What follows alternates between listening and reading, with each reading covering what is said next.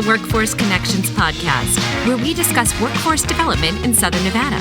Here's your host. Hi, and welcome to another episode of the WC podcast. Today, we have a special guest all the way from the Clark County Commission, the chair, Commissioner Jim Gibson. Commissioner, thank you for being here. Thank you very much for having me. I've lived in Henderson now for over 30 years, and you were my mayor once, and happy that you're still serving. I don't know how you find the time to do all the things you do in your life, but you're a busy man, and I think somebody who has left a lot of good behind you in Henderson, and now you're doing it in Clark County. We here at Workforce Connections have two elected officials who always speak, everybody does, but they particularly speak greatly about you, and that's now Mayor Michelle Romero and North Las Vegas Councilman Scott Black. And so, through them, heard lots of great stories about you, and I think one of the things today we want to share with our listeners and those who view us on the YouTube channel is, let's learn a little bit more about Commissioner Jim Gibson. What was your journey to Henderson Mayor, now Clark County Commissioner, businessman? Where were you born? Where did you grow up? Where did you go to school? And where did you start your career? Well, actually, I was born in Las Vegas. And as a child in a family where the father was a state senator and a legislator for 30 years, I was around politics, but really didn't have any idea that I was going to follow in my dad's footsteps in the sense that I might seek elected office until just before I decided to run for mayor. And kind of got recruited to the job and thought, why not? I served for mayor for 12 years. My education and training supported my work as a lawyer, and I was a civil litigator for most of the 30 years I was really actively engaged in practicing daily. And over the course of time, I've really seen the need for people who have the skill or who can develop the skill to step forward and see if there isn't something good we can do. And that's probably about it. It's pretty simple. I saw a good man work awfully hard for a lifetime, and it impressed me with the way that he approached things. I don't know that I could write down exactly what it was that he did every time, but I got a sense that it was more about the state than it was about him. And it was fun to serve as mayor because it was more about the city than it was about me. Also, Commissioner, I know in Henderson so much has changed in the years that I've lived there, and you grew up in this area.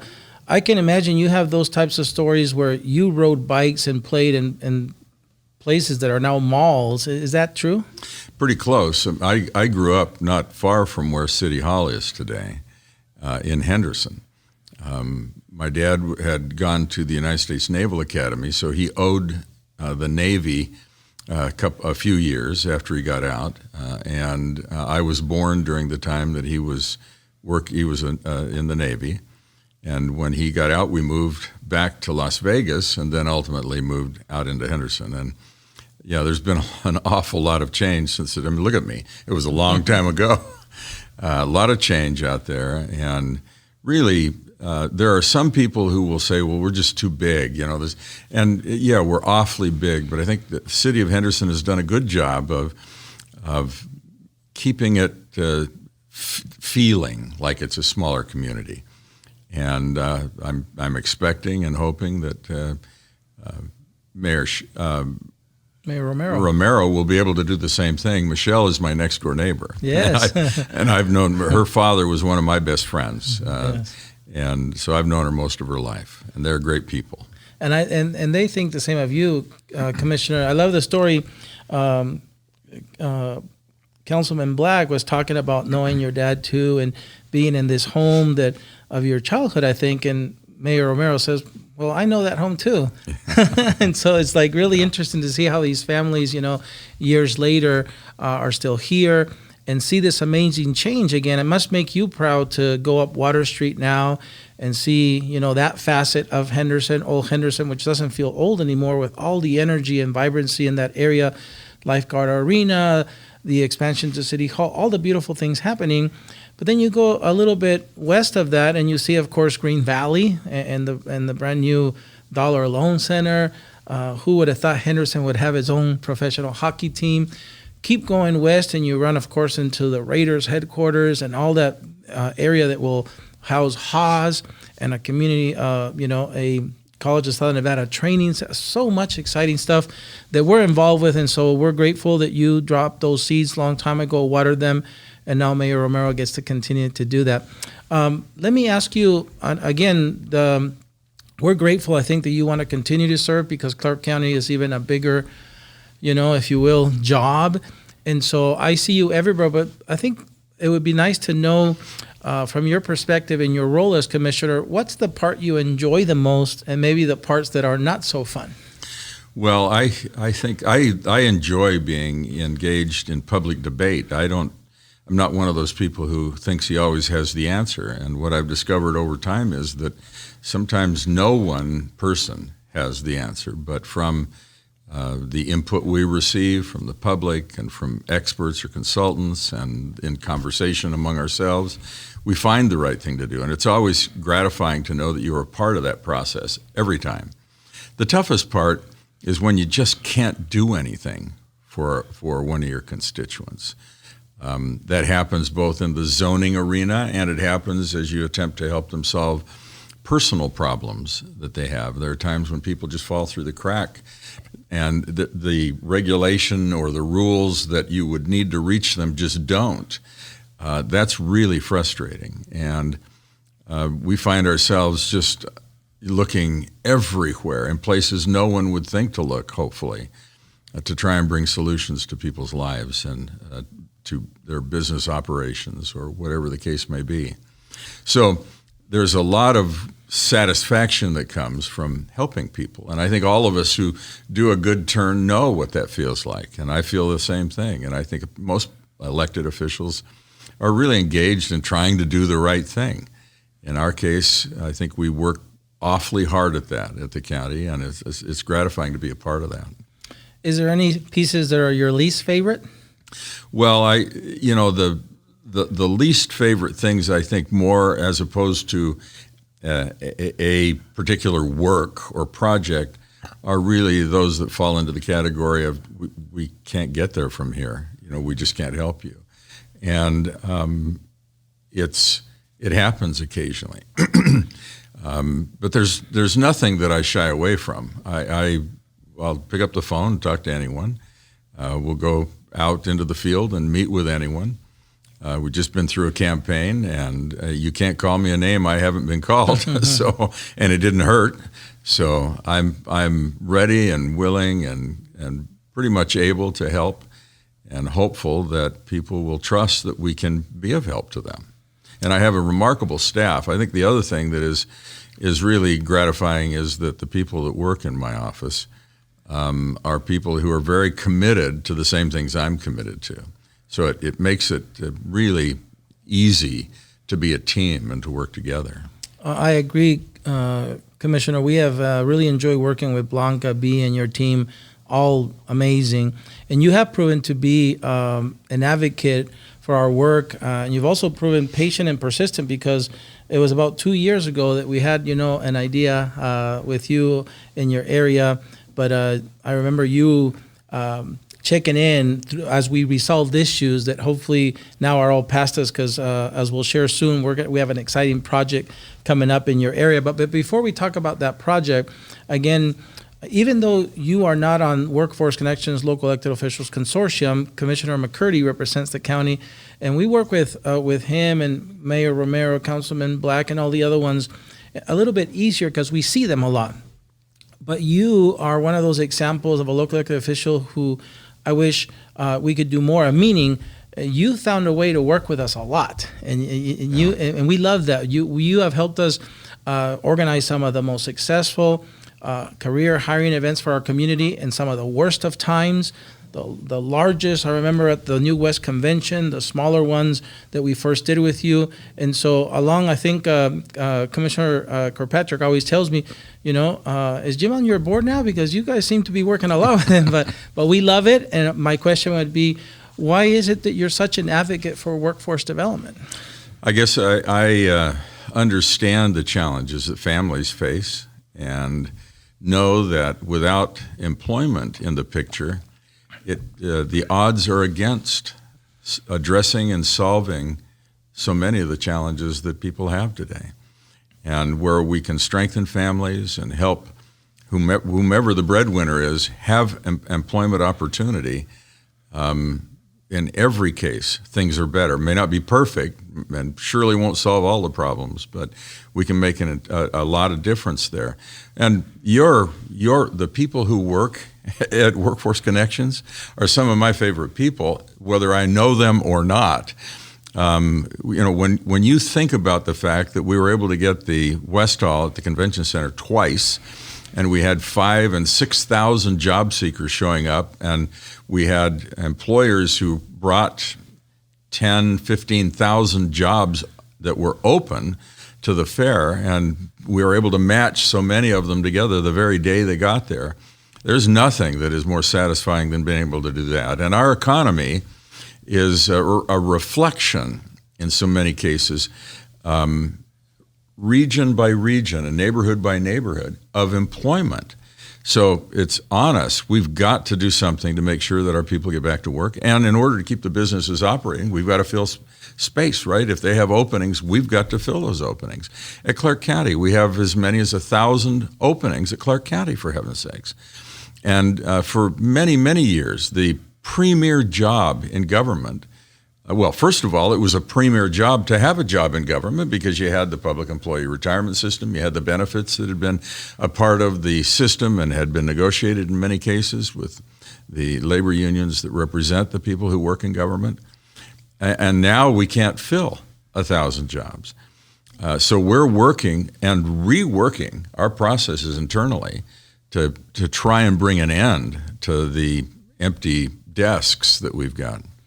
And I love that you mentioned that because before Yolanda, the ex-manager of the county, retired, we were starting to talk to her about what role can we have as your local workforce development board with good partnerships in the school district with many of the initiatives that we have there to help build that pipeline for you, because you're right. Blanca is the poster child. She's, I think, this close to retirement. I don't know. She started at 10 years old, but she's the poster child, as you said. What a great benefit after putting 30 years in to have that benefit. And so we hope to continue to work with Kevin, who's now your new county manager, to see if we can help the county tell the story in that young population, that young talent pipeline, so we can start to groom, if you will, and help you fill those seats. So hopefully that's something we'll be talking to your team a little bit more. Well, I'm sure it's something we need. And I think that what's happening at the county is really just one example of what's happening all around us, right? So to the extent that this economy wants to recover, we know we've got to match up people who will work with jobs that are just crying for someone to fill them. And we'll do that. We'll still have some who, for whatever reason, are unable to or do not want to work. We'll have some jobs that we won't be able to fill. But I think we owe it to these people who have put at risk their own capital and opened up businesses to do our level best to bring them the best that we can find for them. At the same time, it's on us all to keep this economy moving, because we all rise or fall together, principally tied to the way the economy performs. And we've been through that, right? We went through a recession, 10 years ago. We've been through the pandemic and seen what can happen there. We're now in a recovery period. We've seen some amazing recovery, but the final recovery will really reflect itself in the numbers. Are we employed? And are our businesses thriving with sufficient workforce that they can carry out the objectives they've established for themselves?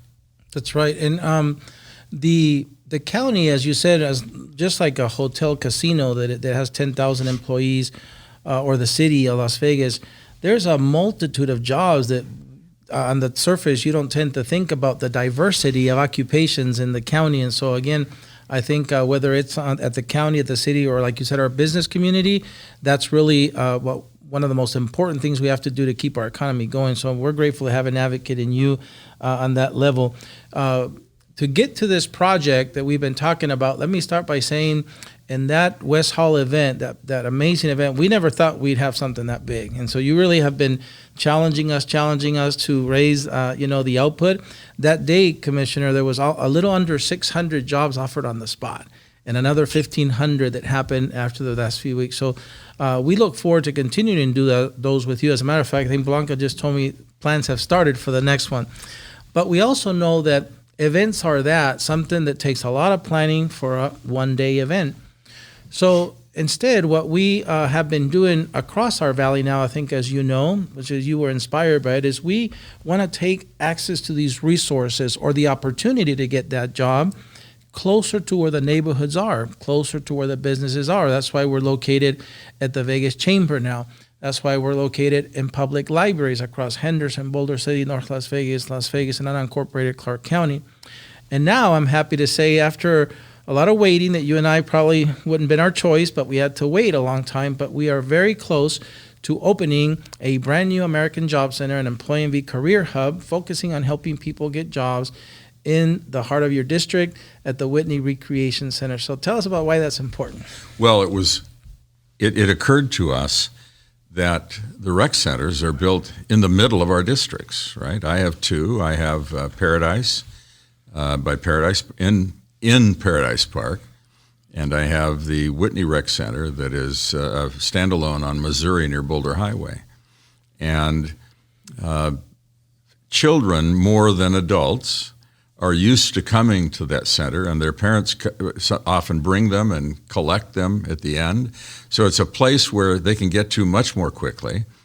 And what we've discovered, and it doesn't take a rocket scientist to know this, without a little help, not too many of the typical job seekers have any idea about how to search for the resources that might be available and to really find out how one might get an opportunity at a job interview or to secure a job all by themselves. It is really tough to do. I mean, when the only real connection to the outside world you have is a cellular telephone, which is the case in many families, we needed to do more. The Career Hub will enable everything that this office has to offer, and some help in managing through it and making your way through it, so that people can get instruction.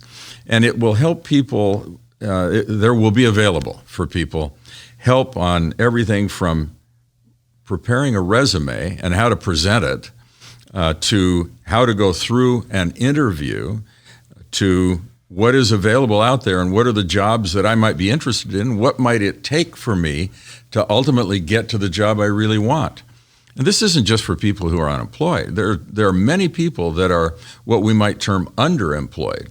And sometimes underemployed means they're not paid what they need in order to take care of their responsibilities. Sometimes it means that they're only using a particle of their talent and expertise to do the job, and they need to be challenged in a more complete way. But whatever the meaning is, Career Hub gives us an opportunity to make that available in a neighborhood. I mean, that's exactly what you said a moment ago. This is a neighborhood enhancement, and there is not a single neighborhood in this valley that doesn't do better when more and more of the people who live there have employment. Well, Commissioner, I think, you after your careers in the private sector as mayor and now commissioner, almost feels like, well, it does. You just proved that you can probably have a third career in workforce development. You could probably run this agency after you serve the commission. We're so grateful that you're so articulate about our work and how it meets the need of the community. 2023 just started, but knowing you probably have some goals already. Can you share some of those, what you'd like to see accomplished for your district, for the county, for our community as a whole in 2023? Well, there are a couple of initiatives that we've taken on. Going into all of the goals would take us another podcast, but we've just opened up a social media outreach in Spanish, Clark County en Español, and our thinking is, and I think it's been proven, that if we can reach out to people in their own language on social media platforms, and there isn't the need of a translation, it is all in their own language, there is a much better opportunity for a response and ultimately an engagement. And we have a growing Hispanic population in Clark County, and we've always been attentive to them. I mean, we have a minority-majority district that we crafted that Tick Sagerblum is the commissioner from. We have appointees from all walks of life, including Spanish-speaking people. But our communication, our direct communication with them has not been what it ought to be. So we're going to be giving a robust effort to have a Spanish-speaking presence among those who speak Spanish as their first language. And that's important to us. That's really becoming more and more inclusive. And it's important to us to be able to do that. And the community will be all the better for it. Because once we get to a place where now we've encouraged the Hispanic people to provide their contribution, whether in dialogue or as a part of the narrative, and specific suggestions, we're better. We're going to be a better place. We have some work to do to get the rest of this economy open, and we're continuing to work on that, and that'll continue to be a really important effort that we'll be undertaking. We have a legislative session, and 2023 is a legislative session, so you don't shut everything else down, but you've got to really be focused in an effort in order to help legislators understand what it is that they'll do to us and what the consequences will be, the things that we need them to do for us to enable us in an economy that is ever more complex to meet needs at our hospital. There are some primary things that we're doing to really help with UMC and the stuff that happens around UMC. One of my personal goals would be to see us advance the proposal to have a pediatric hospital, a real high specialty pediatric hospital in this valley. That's something that's got to be a priority. In terms of the employment base that we can't serve the public as efficiently and in a timely way when we are down 1,000 people. I mean, nearly 10% of the total workforce we have at Clark County, and that's a big number. And so we're working to revise how we look at all of that. And one of our goals has got to be that we come out of this year having solved that problem. We have really important challenges associated with the events that are coming to the Valley. I'm the chair of the Convention Authority Board, and the Convention Authority worked out an arrangement which we've been a party to with Formula One. That event is going to be very taxing, and there is a whole lot of energy and a whole lot of commitment on the part of Clark County required in order to get done so that we have a raceway on our public streets. Yes. We have Super Bowl coming a year from now. Wow. And what an incredible opportunity. At the same time, it's an incredible responsibility to be completely ready for that. We're in the process of considering and talking with and trying to figure out what Major League Baseball is going to do, and that is something that will require a lot of our energy and forward-looking approach to things.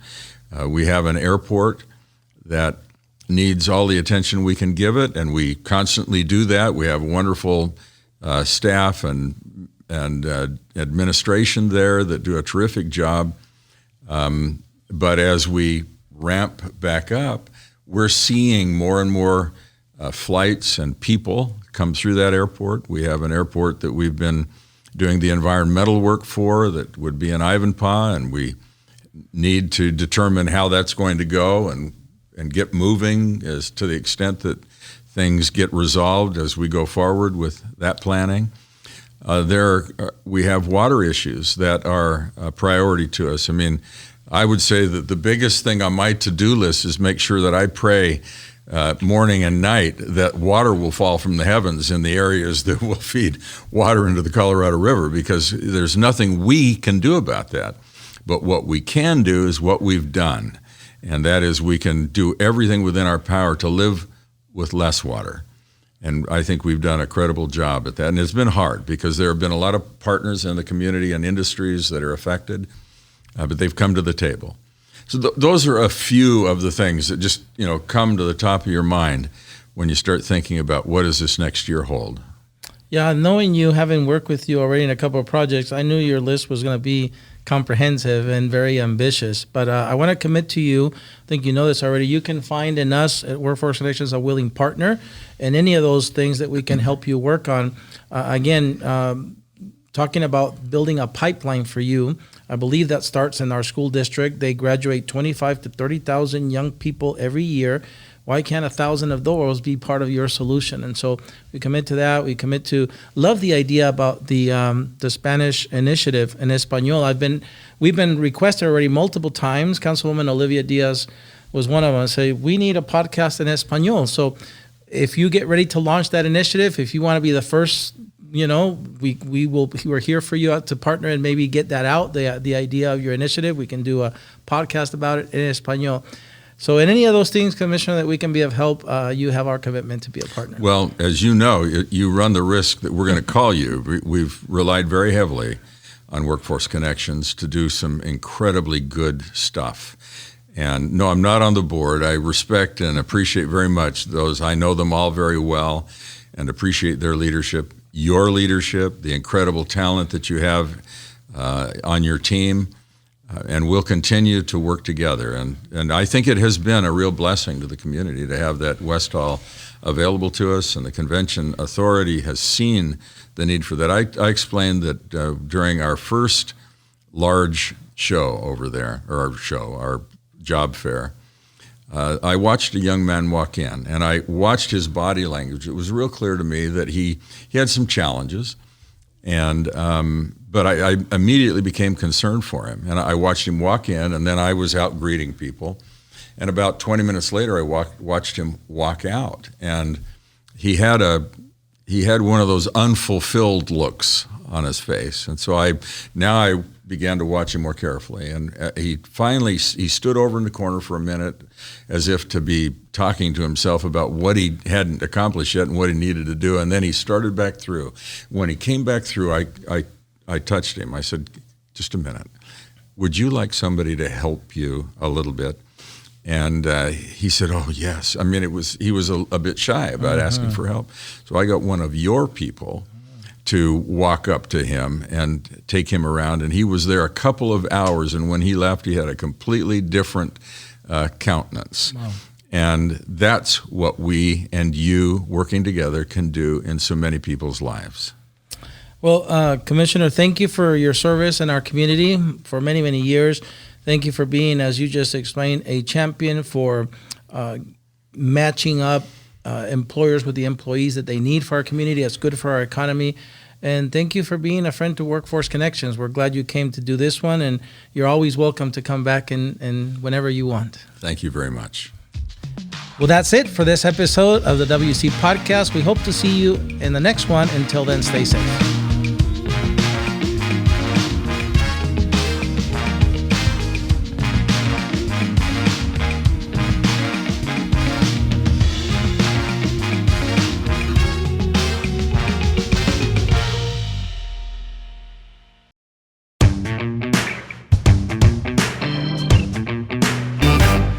Commissioner Gibson, thank you for staying over and doing the bonus segment of our show.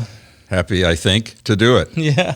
The first segment is called Your Favorites. I'm going to give you a category, and you're going to give me your favorite one in that category. Let's start with your favorite food. I like Mexican food. Your favorite movie.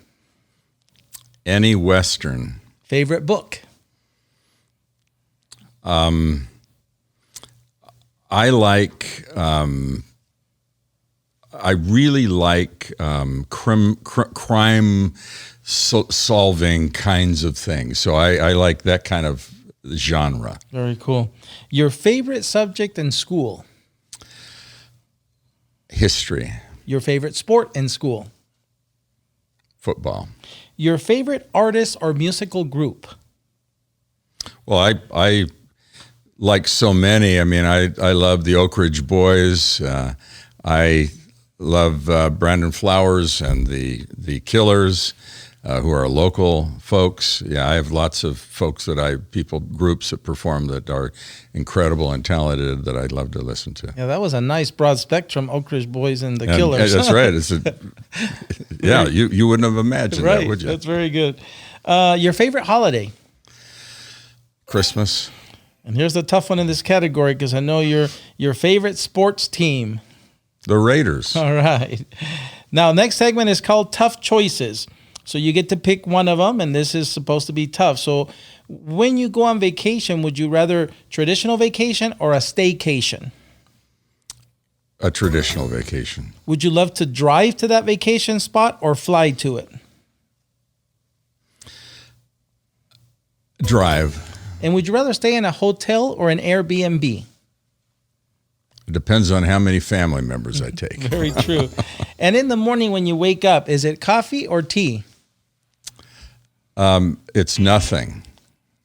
All right. Well, it's vitamin pills, about 30 of them, okay. Minerals and all of the stuff my wife gives me, and what I call the green drink. And believe me, you don't feel like eating after you've had that. Okay. Now, talk about eating. If you're going to have a nice Friday dinner, would you rather cook at home or go out to eat at a restaurant? Go out.